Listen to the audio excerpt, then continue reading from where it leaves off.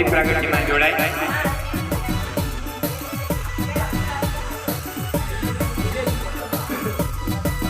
શુભમ કરોતમ કલ્યાણમ આરોગ્ય ધન સંપદમ શત્રુબુદ્ધિ વિનાશાય દીપજ્યોતિ નમસ્તુતે દીપજ્યોતિ નમસ્તુતે.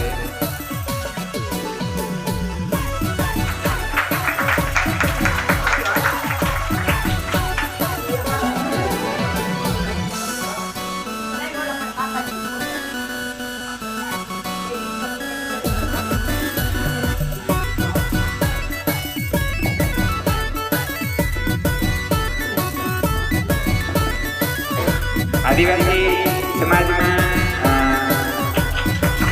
માતાજીની પણ સારી એવી પૂજા કરવામાં આવે છે. પ્રકૃતિની સાથે સાથે અહીં ઉદ્ભવાનીમાં બિરાજે છે.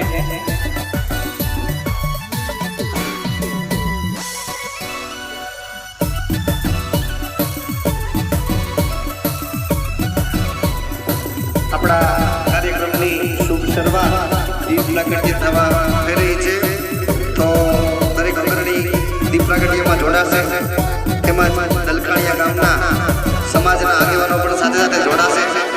બાકીના બધા છે કે આપણે બેસી અને તાલીઓ દ્વારા આપણે શુભમ કરોતુ કલ્યાણમ આરોગ્ય ધન સંપદમ શત્રુ બુદ્ધિ વિનાશાય દીપો જ્યોતિર નમસ્તુતે.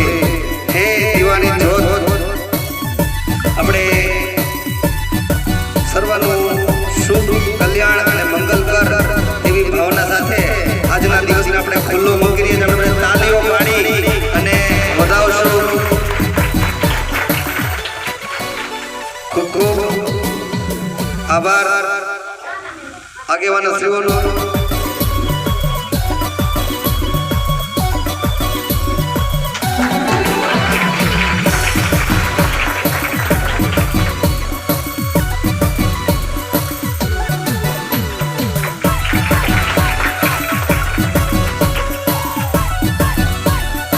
જીવનની અંદર લાભ આવી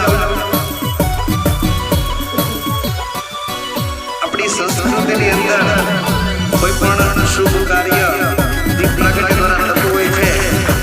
એ આપણે એ વચ્ચે થઈ રહ્યું છે. દરેક મહાનુભાવોનો અત્રેથી ખૂબ ખૂબ આભાર.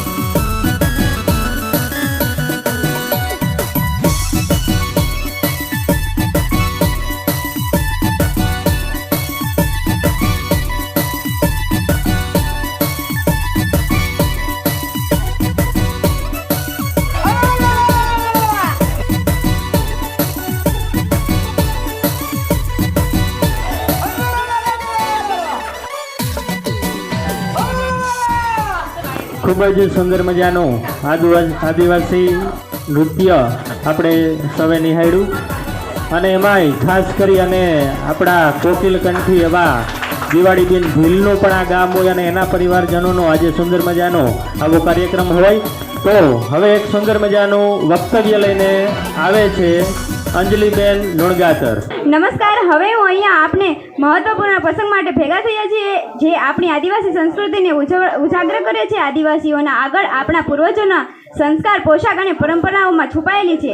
આજે આપણે આદિવાસી સમાજની શ્રેષ્ઠતાઓ ઉજવવા અને તેની યથાર્થ સ્થિતિ વિશે ચર્ચા કરવામાં એકત્રિત થયા છીએ. આપણા એજ્યુકેશન સંસ્થા અને વિકાસ માટે વધારાના પ્રયાસો જરૂરી છે, જેથી આપણા સમાજને વધુ મજબૂત અને સમૃદ્ધ બનાવી શકે. આપણા સંસ્કૃતિ અને પરંપરાઓમાં એવી ખાસિયતો છે જે આપણા જીવન સમૃદ્ધ બનાવે, પરંતુ આપણને એ પણ સમજવું જોઈએ કે આજે આજની પેઢીમાં બદલાવ લાવવો અનિવાર્ય છે. આ બદલ શિક્ષણ અને સક્રિય ભાગીદાર દ્વારા શક્ય છે. મને પૂરો વિશ્વાસ છે કે આપણી સાથે મળીને આપણા લક્ષ્યો સિદ્ધ કરીશું. આપણે આપણા સમાજની વિકાસ યાત્રામાં સંયોગ થવા માટે એકબીજાને પ્રોત્સાહિત કરવું જોઈએ.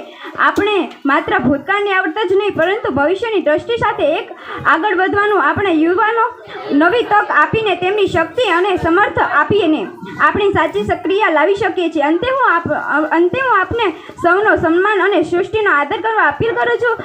આપણી એકાત્ર સમસ્યામાં સાધનો દ્વારા આપણે એક સમૃદ્ધ સમાજ બનાવી શકીએ. ધન્યવાદ. જય જોહાર, જય આદિવાસી.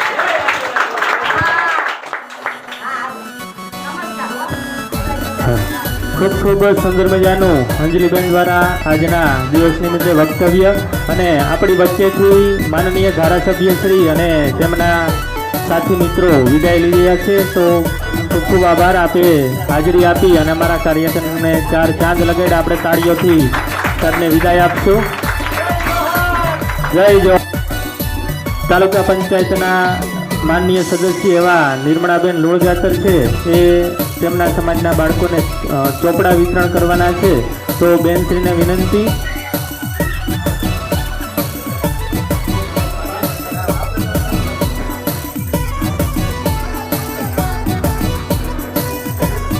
મિત્રો, આદિવાસી સમાજ છે એ સૃષ્ટિના ઉત્પત્તિ કાળથી લઈ અને આજ સુધીના એના રીત રિવાજ, મૂલ્યો અને સંસ્કૃતિને જાળવવા માટેનું ખૂબ જ સુંદર મજાના પ્રયત્નો કરી રહ્યા છે. અને તેમના સંત અને આપણે જેને એક ભગવાનનું સ્વરૂપ આપી શકીએ એવા સમાજના બિરસા મુંડા છે, તેમને પણ આજે યાદ કરવા ઘટે. તો હવે હું નિર્મળાબેનને વિનંતી કરીશ કે તેમના વર્ગ હસ્તે આપણે પુસ્તક વિતરણ કરશું.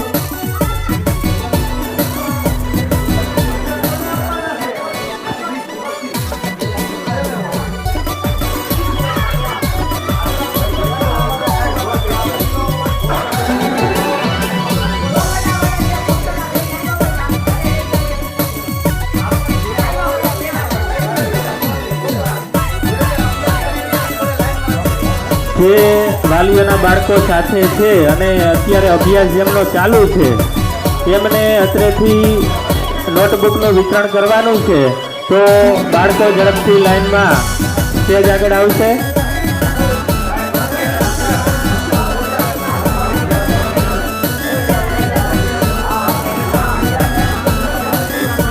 આપણે તાળીઓથી વધાવશું. આદિવાસી દિવસની યાદગીરી રૂપે બાળકોનો ખૂબ જ જ્ઞાન ક્ષેત્ર વિકાસ થાય એ અંતર્ગત નિર્મળાબેન લુણગાતર છે, એ બાળકોને પુસ્તક વિતરણ કરી રહ્યા છે. આપણે તાળીઓથી વધાવશું.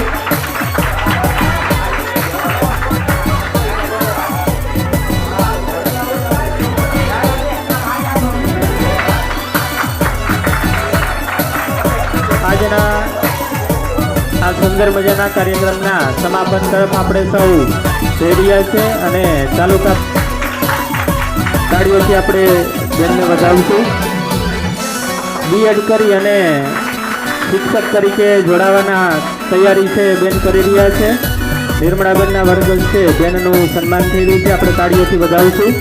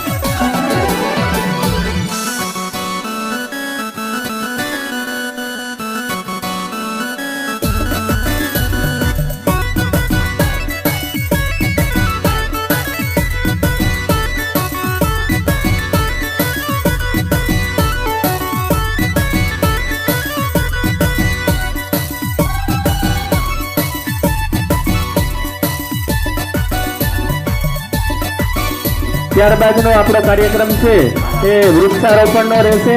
આમ પણ આદિવાસી સમાજ છે સૌથી પ્રકૃતિની નજીક હોય તો આદિવાસી સમાજ, અને આપણે સૌએ સાથે મળી અને પર્યાવરણની રક્ષા કરવા માટે વૃક્ષારોપણનો પણ એક સુંદર મજાનો કાર્યક્રમ હવે પછી રાખવામાં આવશે.